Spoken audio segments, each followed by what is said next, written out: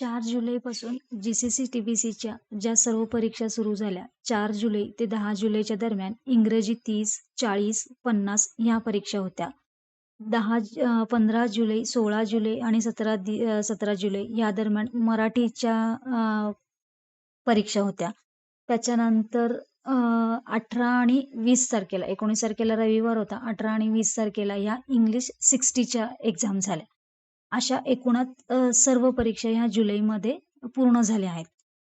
आता त्याच्या ज्या आपल्याला स्पीडच्या ज्या ॲन्सर शीट आपल्याला मिळणार आहेत, स्पीडचे जे पेपर मिळणार आहेत, ते कुठून मिळणार, कसे मिळणार आणि कधी मिळणार आणि एकूणात एक पुन्हा शेड्यूल ह्या परीक्षेचा किंवा जी-सी-सी-टी-बी-सीचा जो आता पुढचा रिपीटरचा शेड्यूल असेल किंवा त्याच्या रिझल्टचा शेड्यूल असेल, तो एक पुन्हा थोडक्यात पाहून घेऊयात. उत्तरपत्रिका आपल्याला कुठून मिळतील?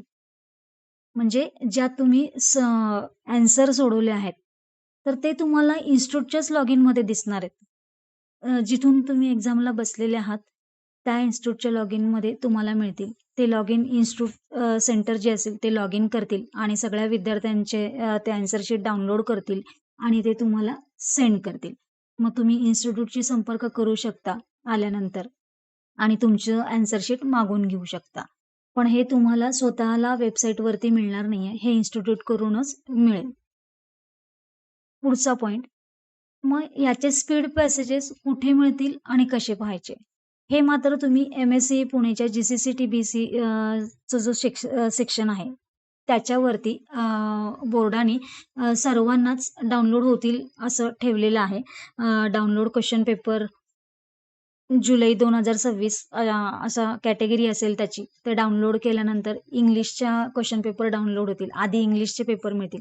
असे स्पीड पॅसेज तुम्ही डाउनलोड करू शकता.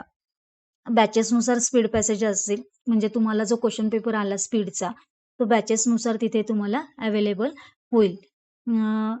हेही तुम्हाला जर नाही जमलं, तर तुम्ही इन्स्टिट्यूटशी कन्सल्ट करून घेऊ शकता तुमचे स्पीड पॅसेजेस आणि ॲन्सर शीट मागून. कारण का ॲन्सर शीट तुम्हाला कसंही करून इन्स्टिट्यूटमधूनच मिळणार आहे. त्यामुळे तुम्ही जो स्पीड पॅसेज आहे, जो क्वेश्चन आलेला आहे स्पीडमध्ये, तो त्यांच्याकडूनही घेऊ शकता. म्हणजे तुम्हाला पेपर आणि तुमचा सोडवलेला पेपर, क्वेश्चन पेपर आणि ॲन्सर शीट हे दोन्ही तुम्ही इन्स्टिट्यूटशी कन्सल्ट करून घेऊ शकता.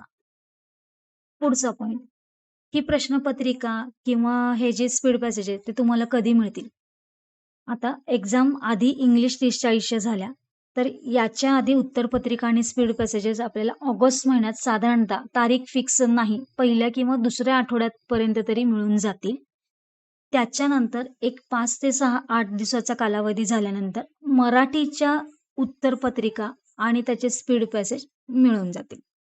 स्पीड पॅसेजेस तुम्हाला जे क्वेश्चन पेपर आहेत ते वेबसाईटवरनं आत्ताच सांगितल्याप्रमाणे तुम्ही डाउनलोड करून घेऊ शकता. पण ज्या ॲन्सर शीट आहेत त्या मात्र तुम्हाला इन्स्टिट्यूटमधूनच दिल्या जातील. पुढचं आहे रिपीटर एक्झाम. आता जे स्टुडंट फेल होतील तर ते पुढच्या एक्झामला बसतील लगेचच, की जी ऑक्टोबरमध्ये होणार आहे. सप्टेंबरमध्ये आपल्याला रिझल्ट लागेल, ऑक्टोबरमध्ये एक्झाम होईल. मग ही जी ऑक्टोबरमध्ये एक्झाम होणार त्याचा रिझल्ट कधी लागणार?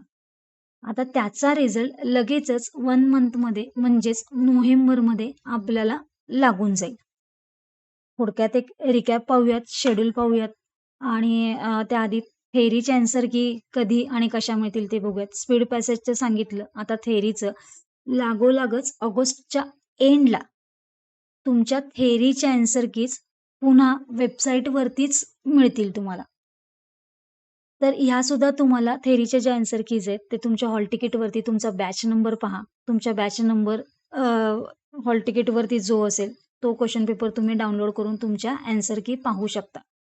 इथे ॲन्सर की म्हणजे तुम्ही सोडवलेला पेपर नाही, तर तुमच्या बॅचला जो पेपर आलेला असतो त्याचा पूर्ण पेपर, प्रश्न, ऑप्शन आणि योग्य उत्तर त्याचं काय आहे त्या उत्तराचं, हे त्या ॲन्सर कीमध्ये असेल. बॅच वाईज 101, 102, 103, 104, 105 अशा पद्धतीने आपल्याला त्या बॅच वाईज ॲन्सर की मिळतील थेअरीच्या. अशा स्पीड पॅसेजचे क्वेश्चन पेपरसुद्धा बॅच वाईजच वेबसाईटवरती प्रकाशित होतील किंवा उपलब्ध होतील. आन्सर की ह्या ऑगस्ट एंडपर्यंत आपल्याला साधारणतःपणे मिळून जातील. म्हणजे पूर्ण ऑगस्ट महिना हा आपला स्पीडचे पेपर्स, आन्सर शीट्स, थेअरीचे क्वेशन आन्सर शीट हे सगळे मिळतील आपल्याला. त्याच्यानंतर सप्टेंबरमध्ये आपला रिझल्ट लागेल. आता एक थोडक्यात रिकॅप, जे शेड्यूल आपल्याला ऑगस्टमध्ये सगळे आन्सर शीट मिळणार. रिझल्टचं सप्टेंबरमध्ये लागणार. रिपीटरची एक्झाम जी आहे ती ऑक्टोबरमध्ये होईल. रिपीटरच्या एक्झामचा रिझल्ट जो आहे तो नोव्हेंबरमध्ये येतील. आणि ह्या सुद्धा रिपीटर एक्झाममध्ये जर कोणी अब्सेंट राहील किंवा पुन्हा फेल होईल, तर अशा विद्यार्थ्यांची एक्झाम ही डिसेंबर 26 म्हणजे जे आता न्यू ॲडमिशन चालू आहेत, त्यांच्यासोबत डिसेंबर 26 किंवा जानेवारी 27 ह्या दरम्यान होतील. तर हा होता एक जी-सी-सी, टी-बी-सीचा एकूणातला ह्या बॅचचा शेड्यूल, येणाऱ्या रिपीटर आणि येणाऱ्या त्याच्या पुढच्या एक्झामचा शेड्यूल.